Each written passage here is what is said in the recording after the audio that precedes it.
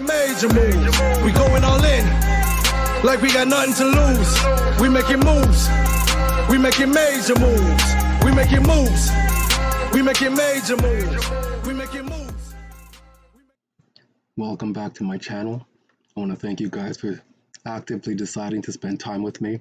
I'm just a guy in a Spider-Man mask, a cool one I might add. I'm not a financial advisor. I'm just providing information and content already on the internet, and I just read it and present it to you guys in a way that may reach you or may not reach you. Whatever the reason is you found my page, I'm grateful you're here, and thank you for spending time with me. Let's get into this. What is up, everybody? I am Mr. Man. I'm so happy to be back. This was a trying and very, very difficult week for me. To get you guys up to speed before I jump into what we're going to talk about here, my grandmother had passed away suddenly to me. I'm not sure if it was suddenly to other family members beyond my siblings and my mother, but it was quite sudden. 2 weeks ago, she had fallen off a chair. She's 78, had fallen off a chair. My mother found it kind of strange that she had fallen off the chair because it's not like she's okay sitting on chair. She's always been a lively woman. And then the following week, she ended up getting rushed to the hospital and released like the very next day. It's like, okay, I wonder what's going on. They diagnosed her with pneumonia. And then the following week, she was in the hospital and rapidly began to decline. Anyways, at that point, she was diagnosed with stage 4 lung cancer. And I know what you're thinking because, you know, it's the natural thought. Did she smoke? No. Yes, no. In her early years, I want to say up till 20-ish, she smoked. But for the last 50-something years, she did not. So lungs would definitely heal up in 50 years. So it's all that lung cancer. Whatever. Yeah. But what I want to show you guys today is, I want to talk with my man here. All right, here we go. I haven't spoken about, what did I just do? What did I just do? Did I just close that? I did. Okay, let me just pull that back up again, where I can at least see what I'm doing here. Never try to wear a mask and do a video, right? Word to the wise. So here, we're looking at my guy, Jamie Dimon here. This is what we're not looking at Jamie Dimon. We're looking at JP Morgan. The reason we're looking at JP Morgan is they are not doing so great. They are not doing so hot. All right. My man Kramer gave the kiss of death here. This came out just yesterday. Great deal for JP Morgan. First Republic shareholders ain't got nothing for you. All right. So let's look at JP Morgan. I love looking at this stock. I'm not amazing at reading these charts, but I do have somewhat of an understanding. I mean, it's just some of the stuff is just logical and rational when you think about it. But I'm still learning, so if I'm wrong, you know, by all means, correct me. I'm okay to continue learning still. I have no issue being wrong. But as I look at this stock here, from this here, let's go from the bottom here. You know, touch. Didn't touch here. So this one here is off now, right? So almost like it's widening out. If you look at the top, touch, skipped over this, touch. Now it's going up over here. So here we had the dead cat's bounce. So here's going down and down and down. And this was the pinnacle here, right? And then here, dead cat bounce, boom. What happens now as this begins to widen, these lines here begin to widen and separate and grow further? Is it going to be a deep down? I don't know. We'll see. But I want to show you this, all right? So JP Morgan boss plays down risk of crisis after second biggest bank failure in U.S. history. Nah, it's all good. It's nothing, he says. He plays it down. Jamie Dimon, the boss of JP Morgan, has played down the risk of a spiraling banking crisis after America's biggest bank stepped in to buy most of the collapsed lender, First Republic, in a $10.6 billion takeover, hurriedly brokered by the U.S. regulators. I wonder if he actually has this money. Is he liquid? Is he as liquid as he likes to make himself seem? After weekend talks to secure a sale of First Republic, the third U.S. lender to fail this year, the Federal Deposit (FDIC) confirmed J.P. Morgan as the buyer. Well, okay, so we know he's the buyer. Is the banking crisis coming to an end? As JPM CEO notes. Here we go. What else you got to say, Jamie Dimon? Yes, and we are talking about crypto today. I have some information for you guys about crypto regulations. I was able to find some dates. I want to bring you guys the dates. If you follow me on Twitter, you'll know the dates I'm talking about for chips and chaps. Sounds funny. Chips and chaps. It's like a game or something like that. Anyways, fresh from the rescue of First Republic, the latest U.S. regional bank to go. JPM has been talking down to the threat of a contagion. Nah, there's no threat. We're good. We're good. You know what happens when they say they're good, right? They're not good. We saw what Inverse Kramer had to say about JPM yesterday. This article's from yesterday. How ironic. He claims the domino effect that started with Silicon Valley Bank collapse and was quickly followed by the Signature Bank, Credit Suisse, and now First Republic is coming to an end, right?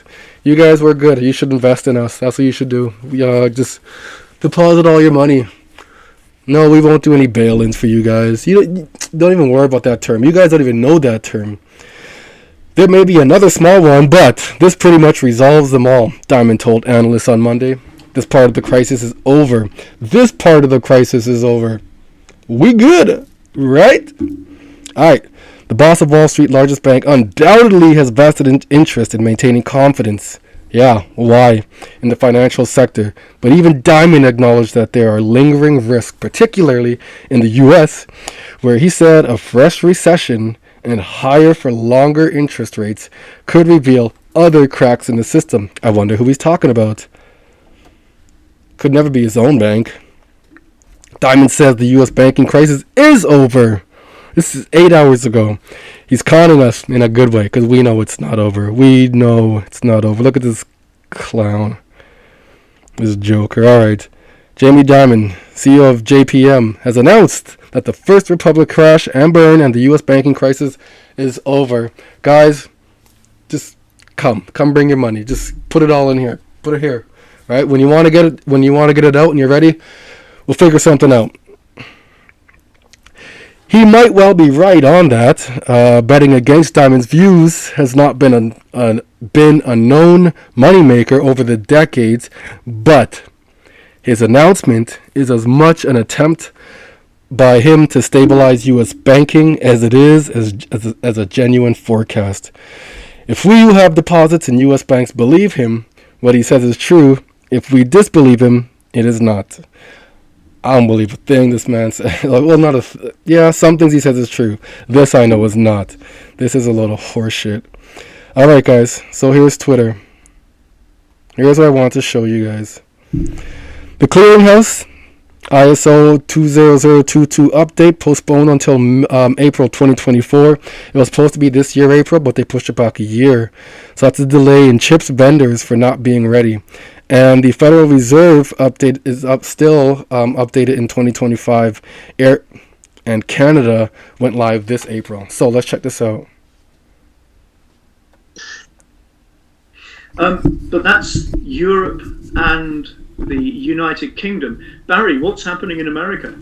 Yeah, well, in America, our dates are different. The SWIFT implementation is, less than 3 weeks now as we sit here.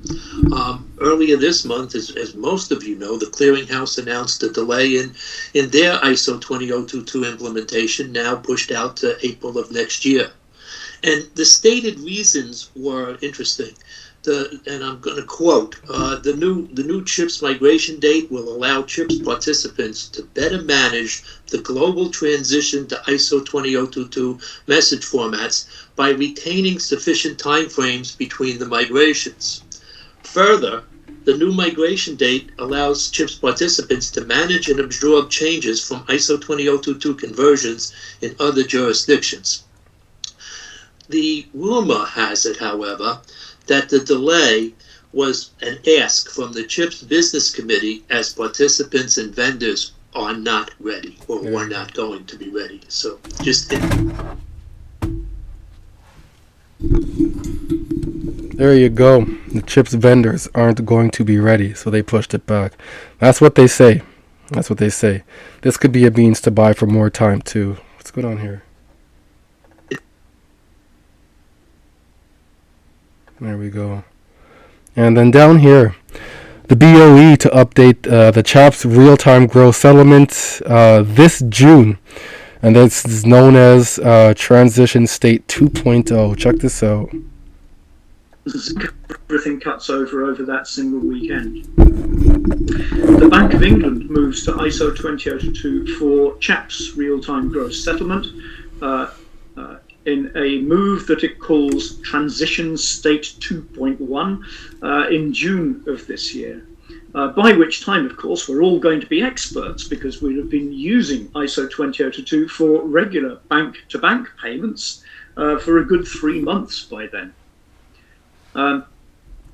Some of you may have detected a certain amount. Okay. There was some other videos I want to show you, but I kind of want to just ad-lib right now and check that out, actually.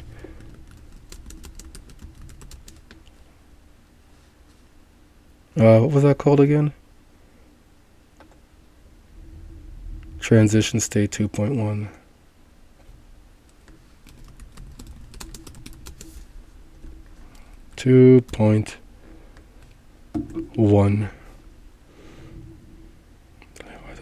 Okay, transition state to the.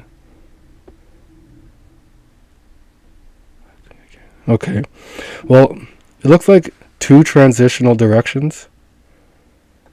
Ooh, what is that? There I am down here, Mr. Man on Twitter. What is this? Transitional state.